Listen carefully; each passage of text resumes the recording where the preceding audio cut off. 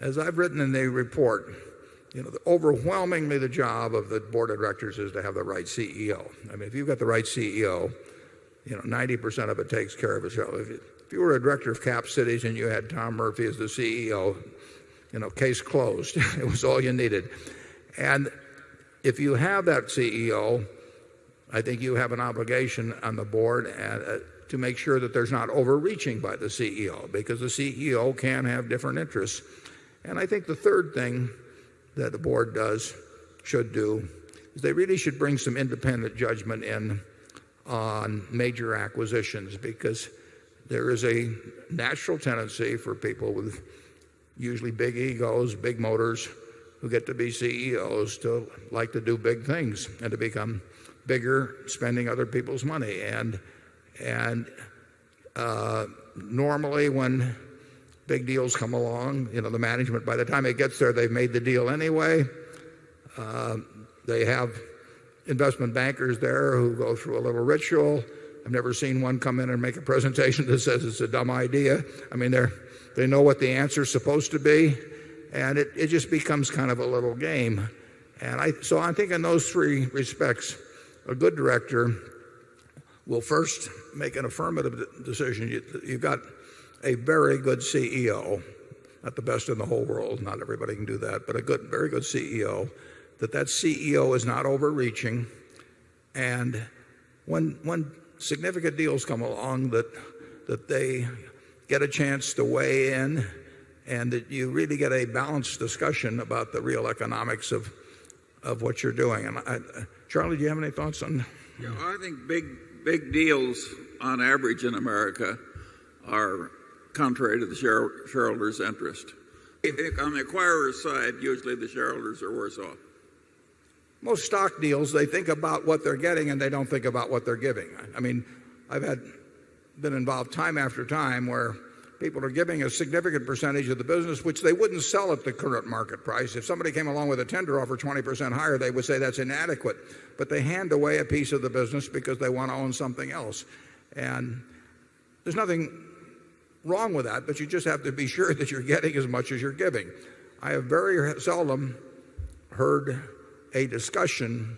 In fact, I don't think I've virtually ever heard it in a discussion of weighing what you were actually giving away on a stock deal versus what you're getting. I've heard a lot of discussion about dilution and when dilution will be overcome and all that sort of thing, but that is not the question. The real question is, if more value is being created, how is it being whacked up between the two companies? And if not extra value is being created, what are you getting more than you're giving? When I gave away 2% of Berkshire Hathaway to acquire Dexter's shoe, that was one of the dumbest deals in the history of the world. You'd all be 2% richer, a little more than 2% richer, but you'd be a full 2% richer if I hadn't done that. The point is that doesn't show up under conventional accounting at all. It gets brushed under the rug. There was a local one here called Data Documents that really functioned with everybody on the board thinking about the business, understanding the business, making decisions as owners. Every one of them had a significant percentage of their net worth in the business, and probably the best board I've ever been on. I mean, every decision there was made for business reasons. It's standard procedure now when an acquisition comes up to trot in, investment bankers and the lawyers, and the momentum is just totally to get the deal done. And like I say, there will be a lot of slides presented. And I don't need to look at the slides. I know what the answer is going to be at the end. They're going to say it's a great deal, and there will be nobody arguing the other side. They're just, it is not like something where you would make a decision and you'd have somebody give pro and con. It just doesn't work that way. How would you describe a healthy relationship between the CEO and his board of directors? It's a challenging relationship. The board hires the CEO works for the board does not work for the CEO. And that has to be clear. You can be cordial with one another. You're working for the same objective, which is to maximize value for shareholders. But the board's job is to pick the right CEO and evaluate and compensate that CEO in the interest of the shareholders. Necessarily, there should be some tension in that relationship. So if things are going well, can the board ease up a bit with the CEO? I get very worried when everybody's happy. When the company's doing well, stock is up, the CEO is a rock star. The CEO feels bulletproof. That's when companies screw up, and that's when boards screw up because they go, my God, how can I criticize this rock star CEO? Look at how great the company's doing. We are so lucky. We are so smart to have chosen the CEO. But oftentimes, that's when boards lose control. And that's when boards ought to be paying the most amount of attention, is when the CEO turns into a rock star. And that's when it's perhaps the most uncomfortable to say, yeah, even though the stock is up $10, how do we know we're doing the right thing? What is the real job of a board of directors? The board of directors of a public company, or really any company, has a job to do. And it's not a compliment or a nice to have. It's a specific job. It's work. It's representing the interests of the shareholders.